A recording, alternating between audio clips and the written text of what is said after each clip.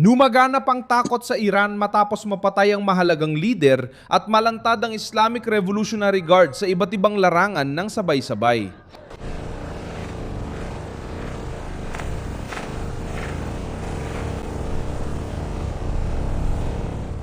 Si Muhammad Akbarzadeh ay vice-komandanteng pampulitika at tagapagsalita ng hukbong dagat ng Islamic Revolutionary Guard.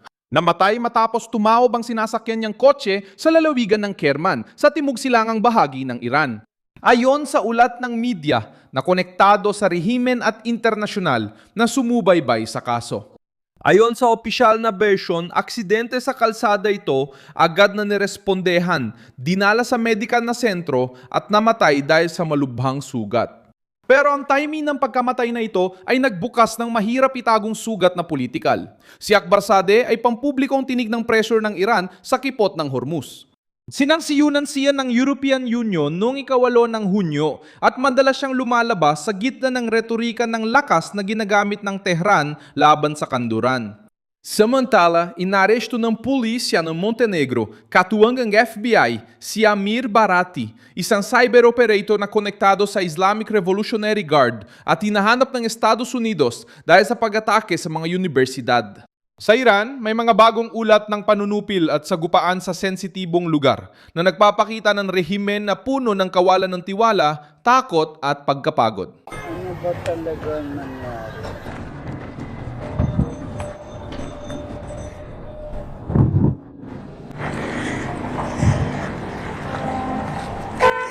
Bakit hindi nawala ang mga hinala kahit opisyal na sinabing aksidente ito?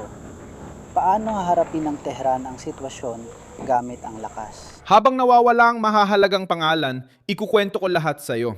Kung gusto mo ng ganitong klaseng diretsong nilalaman na walang paligoy-ligoy, mag-subscribe ka na dahil araw-araw may ganitong video dito. Mga hacker at panloob na kontrol. Namatay si Muhammad Akbarzadeh sa Kerman, isang estratehikong rehiyon sa timog silangang Iran matapos tumaob ang kanyang sasakyan. Ayon sa Fars, isang ahensya na kaalyado ng Islamic Revolutionary Guard, ang mismong internasyonal na pag-uulat ng mga pulis at Autorwave. Ayon sa Fars, isang ahensya na kaalyado ng Islamic Revolutionary Guard.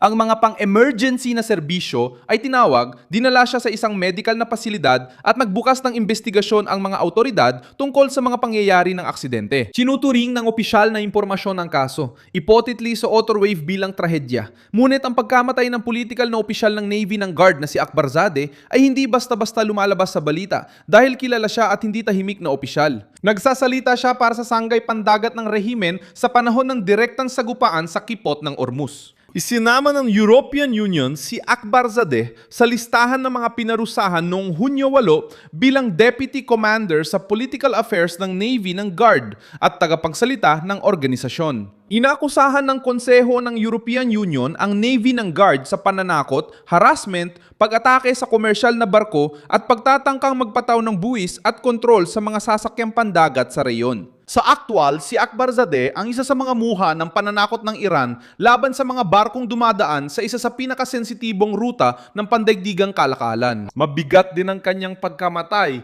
dahil si Akbarzadeh ay hayagang sumusuporta sa naratibo na ang ipotitli ay Autorwave.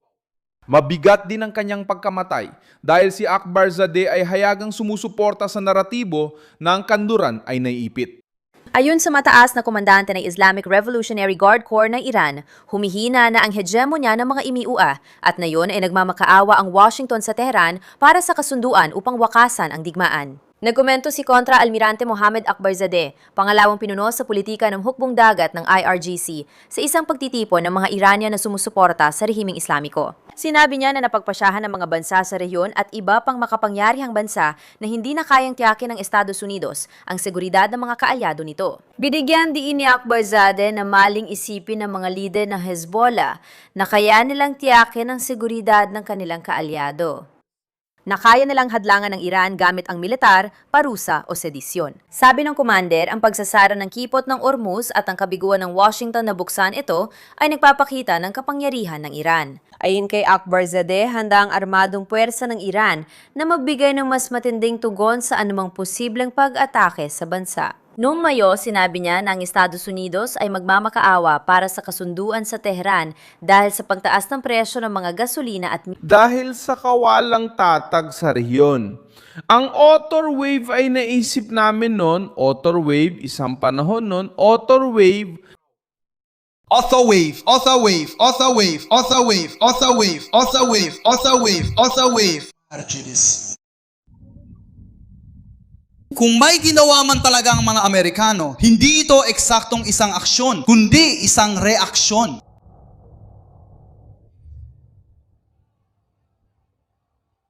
Isa lang itong reaksyon. Kailanman, kahit sandali, hindi tayo dapat maging kampante. Hindi tayo aatras sa harap ng Estados Unidos. Ngayon, ang parehong opisyal na nabebenta ng imahe ng lakas ay natagpuang patay sa isang kasong opisyal na tinuturing na aksidente. Problema sa komunikasyon nito para sa rehimen. Kung aksidente lang, bakit naging vulnerable ang isang taong lantad sa publiko? Kung may iba pang dahilan bukod dito, mahihirapan ang Tehran na aminin yon nang hindi nagmumukhang hindi kayang protektahan ng sarili nilang mga komandante. Ang ikalawang dagok ay naganap malayo sa teritoryo ng Iran. Sa Kotor, isang baybaying lungsod sa Montenegro, inaresto ng lokal na pulisya si Amir Barati, 39 na taong gulang isang mamamayan na may nasyonalidad na Iranian at Turkish sa isang operasyon na isinagawa sa pakikipagtulungan sa FBI. Hinahanap siya ng korte sa New York dahil sa mga kasong sabwatan upang gumawa ng computer fraud, cyber invasion at pagnanakaw ng pagkakakilanlan. Ayon sa mga autoridad na binanggit ng Reuters at Associated Press, nagsimula na ang pag-atake. Nagsimula ito noong 2013, tinarget ang mahigit 150 universidad sa Estados Unidos at tinatayang nadulot ng pinsalang aabot sa 3 tuldok 4 bilyong dolyar. Motor, baybaying dagat ng Montenegro. Sa baybaying dagat ng Montenegro, inaresto ng pulisya ang Iranian sa kaso pagnanakaw ng pagkakakilanlan. Alaman.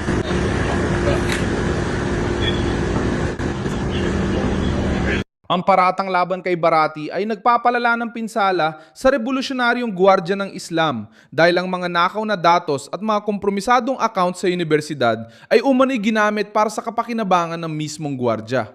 Ang kaso ngayon ay isusumite para sa pagsusuri ng hukuman sa Podgorica, kabisera ng Montenegro bilang bahagi ng proseso ng ekstradisyon.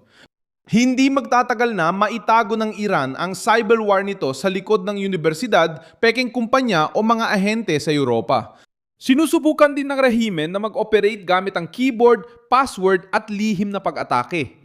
Ang pagkakakulong sa Montenegro ay sumasalamin sa pagbabago sa Europa. Ang operasyon ay isinagawa sa isang baybaying lungsod, hindi sa malaking kabisera, kung saan naaresto ang isang pinaghihinalaang hinahanap ng Estados Unidos. Mahalaga ito dahil ang mga ahenteng konektado sa mga mapanupil na rehimen ay karaniwang gumagamit ng mga network, internasyonal na paglalakbay at dalawahang nasyonalidad upang makagalaw ng hindi gaanong lantad. Ipinapakita ng pinagsamang aksyon kasama ang FBI na humihigpit ang kooperasyon sa seguridad laban sa mga operatibong konektado sa Revolusyonaryong Gwardiya ng Islam. Para sa Tehran, bawat pag-aresto ay may politikal na epekto dahil ipinapakita nitong kayang matukoy at mapanagot ang panlabas na estruktura ng rehimen.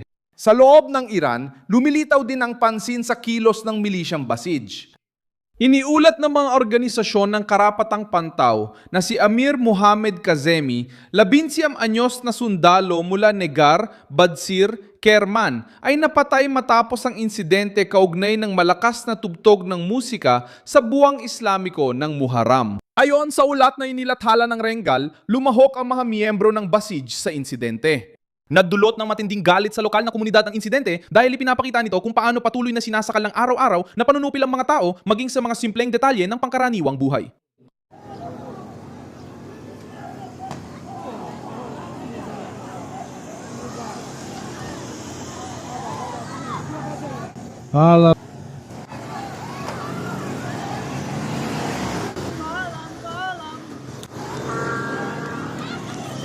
Ano yan? Ano yan? Ano yan?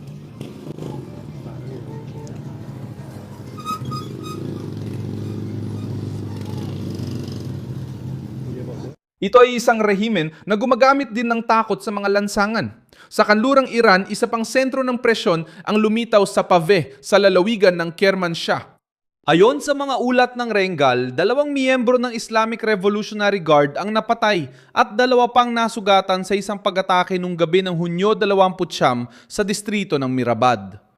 Ayon sa Jerusalem Post at Agência Antajni na konektado sa Guardia, 2 miyembro ng puwersang namatay at 2 nasugatan sa isang armadong atake. Kahit ang mga source na malapit sa rehimen ay umamin ng mga kawalan sa mismong larangan. Hindi lang panlabas na kalaban ang kinakaharap ng Islamic Revolutionary Guard.